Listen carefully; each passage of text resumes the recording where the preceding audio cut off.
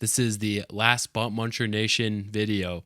My apartment has lost heat, and after the recording of this, I will tragically pass away. I spent my final days on this planet researching a Twitter controversy, the yellow paint controversy, the most impactful, important, and salient event of our lifetime.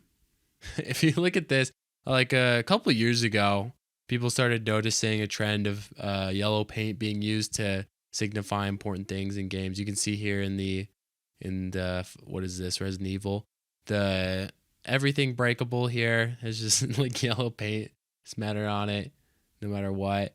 If you didn't know, you're supposed to go up this ladder, and the if you didn't know, you're a dumb idiot. But also, there's yellow paint just in case you are stupid.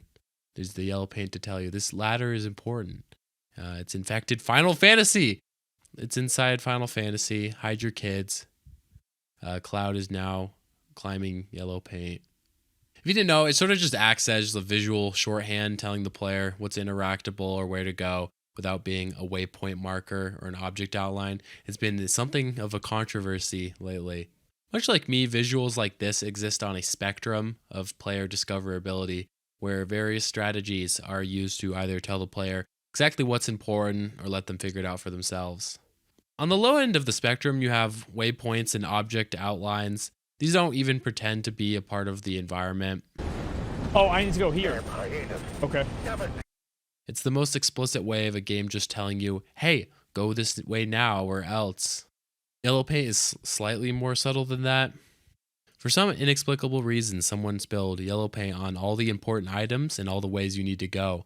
It's only mildly more subtle than the object outlines and waypoints. To some people, though, it seems like it's a very insulting attempt at making things more immersive. It acts like it's part of the environment and swag like that, but it's very obvious that a game developer placed it. They were practically screaming at you, this is a game that you're playing, and we are telling you what is important. Waypoints don't really pretend to be anything that they're not, and I think that maybe frustrates people at least a little bit less. Other games are more in the middle of the spectrum, using like a floodlight from an adjacent building to light the way, or maybe having a green light at the end of a red hallway to draw the player towards a safer color. Maybe some nice particle effects that draw the player's eye to indicate where they're supposed to go. Maybe there's noises from enemies that way. Most of the time, this is what developers want to rely on. It's more immersive and also visually appealing. On the far end of the spectrum, you have the Souls series, where to access some optional areas, you have to do an emote while dressed as a dragon at a random point to get to a magical land where everybody is a dragonkin. Or you're required to notice the snow hitting invisible platforms and make your way down an obstacle course you can't see. As the Cruelty Squad developer pointed out, if you get lost, you can just search for gameplay on YouTube. I think when I first played Dark Souls 1, I got lost trying to make my way to the depths, and then also getting down to the Seath boss arena. Unfortunately for me, the FromSoft games are just too high IQ.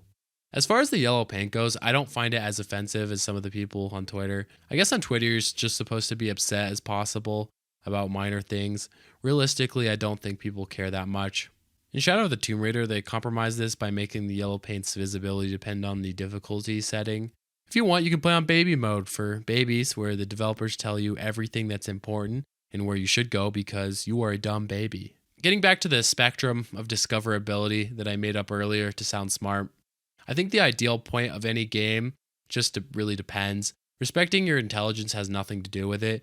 In Dark Souls, you have the feeling of being immortal in a land of gods and demons, so you need to tread carefully and pay attention to your surroundings. Anything can and will kill you if you're careless.